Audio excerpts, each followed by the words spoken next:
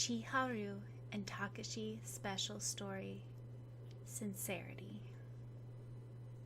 "Stop telling lies, Takashi-kun!" Chiharu scolded. Did I tell you about?"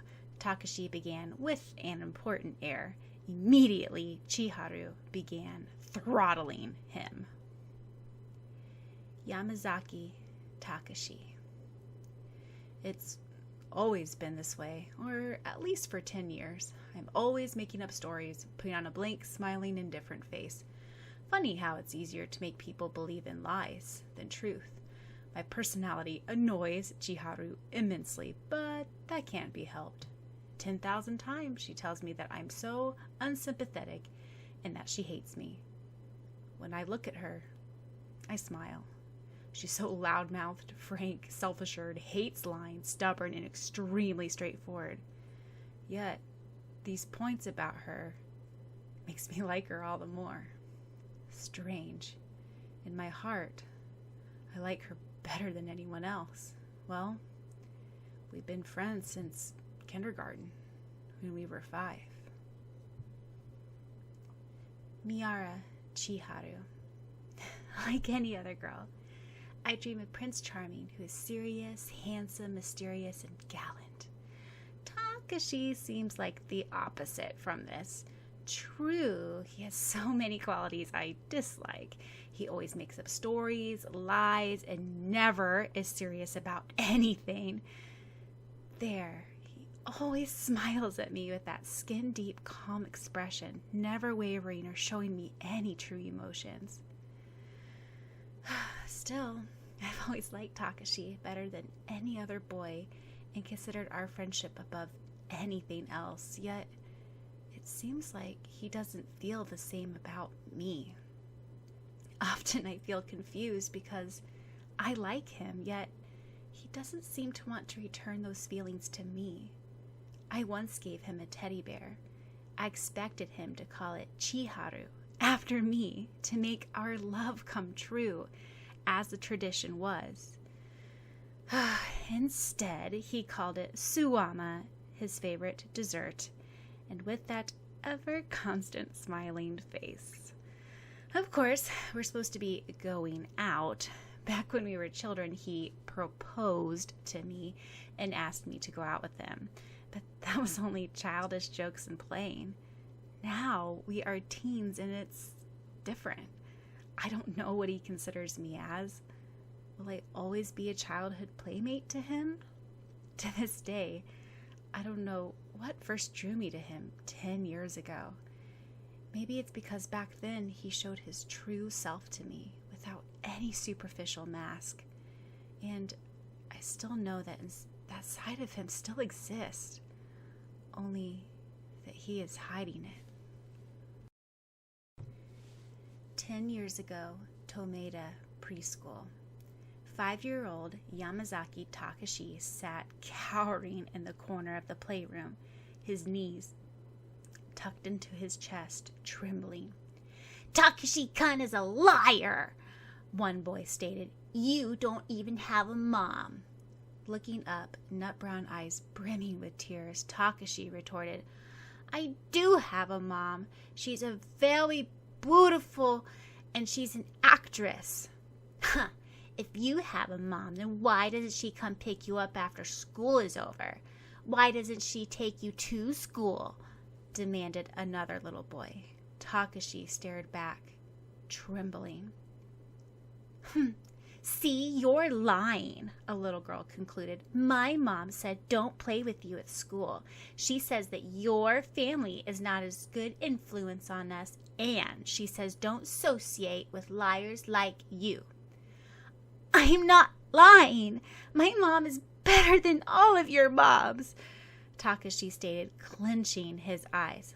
"Stop lying, Takashi-kun," everyone echoed. "Yeah," a fat little boy added. "I heard from my mom that your mom hates you.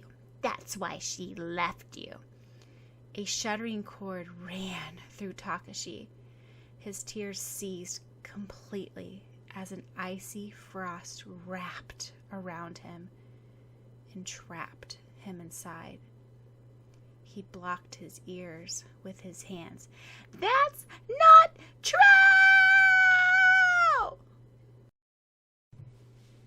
Yamazaki Takashi. My father and my mother divorced before I even entered school. It is sad, but I don't have many memories of my mother. It is true she was a very beautiful woman. There aren't many pictures of her in the house. Father doesn't like seeing her face and apparently burned all her photos. The only picture I have of her has a shadow overcast over her face. Yet, I can tell she was a beautiful, long, jet black hair and dazzling brown eyes. Father once told me, almost disapprovingly, that I look a lot like her, especially my eyes. Since I've always cropped my hair short, I guess my black hair doesn't matter. The few memories I have of when father and mother were together is of them fighting, throwing things at each other, and shouting, and me crouching in the corner, sobbing like a coward. So, eventually, mother left me when I was barely 4 years old. She left me with my father, though it didn't matter anyway. One can say my father was nice enough, except he was too busy to play with me. I was so lonely. As a little boy, it felt strange, not having a mother who packs your lunch and takes you to school, comes to participate in school activities, organize birthday parties for you, and most of all, love you and take care of you. At that age, I was still naive and innocent, believed my mother would come back one day. Come back to me because she loved and missed me. Continuation of preschool flashback. The words, "Your mom hates you, that's why she left you," vibrated in little Takashi's mind. She hates me. That's why she left me. That's why she's not coming back. That's not true, he burst out. She's coming back to me. See, you're lying again, the preschool children chanted. Takashi-kun is a liar. That's why his mother left him. Cowering in the corner, Takashi blocked out his ears tighter, feeling a wave of dizziness. That's not true! His mom will come back to him. She didn't hate him. Or so he wanted to believe. Then came a distinct, angry girl's voice. Little Miara Chiharu, age 5, with her mahogany brown hair tied in 2 pigtails, stamped her feet down hard and stated, "All of you stop pricking on Takashi-kun. I'm going to tell all your moms how you are all being bad children, bullying someone." With flashing eyes, she glared at all the other preschoolers. "Aren't you guys ashamed? How can you say that to Takashi-kun's mom hates him? Of course she loves him. Don't all your moms love you? I want an apology to him right now." Her chubby hands were on her waist, and she made a powerful impact on all the little children. In unison, the boys and girls bowed their heads guiltily and chimed, "Sorry, Takashi-kun, we didn't mean it." Slowly, they wandered back to their usual activity, leaving him alone. This was the first time that Chiharu and Takashi saw each other face to face. Smiling brightly, Chiharu held out a small hand. "Hello, my name is Miara Chiharu." Slowly, Takashi lifted up his tear-stained face from his knees. He looked up to see the kindest, most friendliest face he'd ever seen. An angel? His mother? No. It was even better than that. It was Miara Chiharu. "You're Yamazaki Takashi, right? Let's be friends from now on." Chiharu shook his hand. Later on, they sat on the playground swing. Finally, Takashi gathered up the courage to speak up. "Why'd you stick up for me? Why didn't you tweeze me about my mom and call me a liar like everyone else?" As she tilted her head, little Chiharu's pigtails swung prettily. "Because I believed in you." Those simple words were like magic in the little boy's ears. Someone believed in him. Someone knew he wasn't lying. Someone believed that his mother still loved him and will come back to him someday. Chiharu believed in Takashi, even if no one else did. From then on, Chiharu became Takashi's hero. They always stuck to each other, and Chiharu was always keen on protecting Takashi from the other people's teasing about his mother. Such instances was when Takashi didn't bring lunch to school because he had no mom to pack one for him and his dad was too busy. Someone might comment, "Ha ha, Takashi-kun doesn't even have a lunch because no one packed it for him." In return, Chiharu would declare, "He does have a lunch. See, here's mine." Chiharu brought lunch for Takashi and made sure he got something to eat. Oftentimes, she brought suama for dessert. At home, his father didn't buy that many sweet things to eat, and the snacks that Chiharu brought for him were always special. "Ew, Chiharu-chan and Takashi-kun's girlfriend. Ew," the person or people would continue. Putting her hands on her hips, Chiharu stood up with her chin tilted determinedly and said, "So, what if I am?" And little Takashi stared admiringly at Chiharu, blushing hard. It was when they were around 6 when Takashi boldly declared, "I like Chiharu better than anyone else, better than my teddy bear, better than Suama, better than my mom and dad. I want to marry you when I grow up." Eh? Chiharu stared back, puzzled. Until then, Takashi struggled to say the words, clenching his fist tight. "Will you go out with me?" Little Takashi turned bright red with effort. Then Chiharu laughed, holding Takashi's hand. "Okay." Chiharu.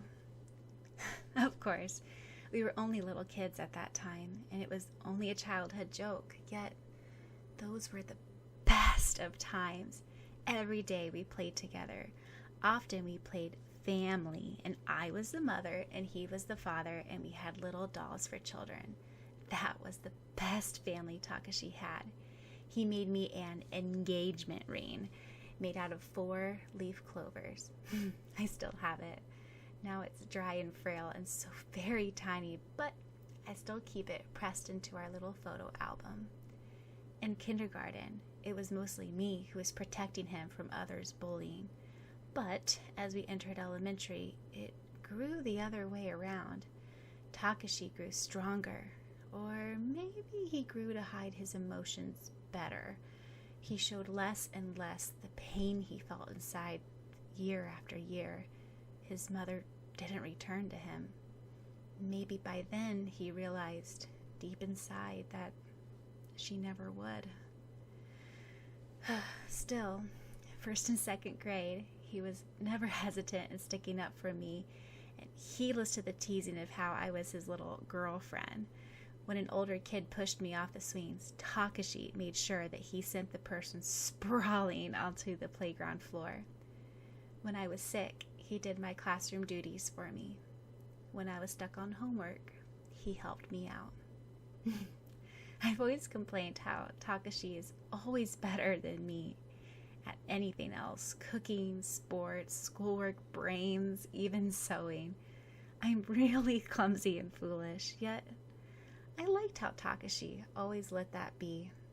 As we grew older, though, we stayed friends. He grew less like the little boy who I had found, and more like a smiling, never angry, never showing any emotions to a person I hardly understood. Sometimes I felt lonely because someone who I always thought I knew best seemed so distant, though I never got to tell him straight to his face. I like him. I still remember his proposal to me, though he no longer makes any references to it. I wish he was speaking the truth. There was a time when I felt so hurt and ignorant, yet now I know better. Eventually, Takashi will take off that mask and show me his real feelings when he's ready, though it is hard for me to always joke every single day. I will always be strong and keep that bright smile, which made that little boy open to me 10 years ago. And when he opens to me once more, this time I will make him see someone who he can depend on for the rest of his life. But till then. 3rd grade. "Here's your lunch," Chiharu said, setting a blue lunchbox on the desk like she did every day. With a smiling face, Takashi began. "Did you know that hundreds of years ago, lunchboxes were a sign of war? Each side made of a lunch for their enemies and pretended to be friends, but actually they hid bombs." "As if I would hide a bomb. Just eat it. Do you think I'll poison it or something? It's your favorite omelet rice."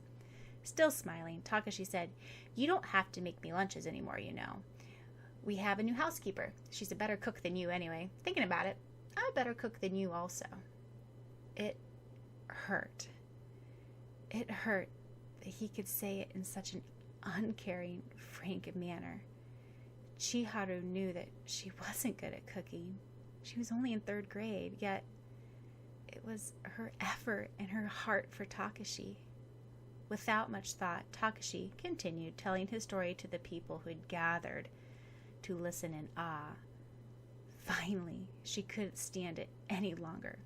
Stopping up to Takashi, she punched his head, shouting, "Stop lying!"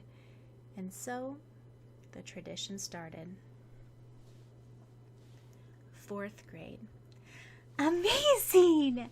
Rika exclaimed, clapping her hands together. "Chiharu-chan's the only one who can handle Yamazaki-kun's stories." "After all, they've known each other since kindergarten," Timeo pointed out knowingly. "Wow," Sakura said, her eyes bulging out as she stared at Takashi. "Really? I never knew that in the olden days word papers were bigger than humans." "That's a little weird," commented Syaoran. "Heh, I shouldn't tell stories about Chinese legends since Lee-kun's here," Takashi said, "but I have a story about—" "Shut up, Takashi, shut up!" Chiharu strangled him. Takashi. "We've always stayed close. Now we're in our last year at Seiju Junior High. Next year we'll enter high school. Seems like time is passing by so fast." I can still distinctly remember her sunny smile when I looked up from my crying into my knees so long ago. Most people have a basic idea of our relationship. I tell stories, which I find an extremely amusing pastime, especially with gullible people like Sakura and Syaoran. Well, they're getting a little better. Anyway, this results in me getting throttled by Chiharu. Strange. Now that I think of it, many of my friends have missing parents, yet they're so strong about it. I want to be like them. I am older now, and I no longer believe my mother's coming back for me. I believe in at least that she loved me when I was born. She has left, and that's that. The past. It doesn't matter anymore. However, I'll never forget that warm feeling I felt 10 years ago when little Chiharu with her cute pigtails told me, "I believe in you." To this day, I still like her. I am sincere about when I told her when we were 6. I do treasure her above anyone else, though I hardly think she feels the same for me. I try to hide that weak, cowardly little boy I used to be before Chiharu came to save me and make me feel like I belong again.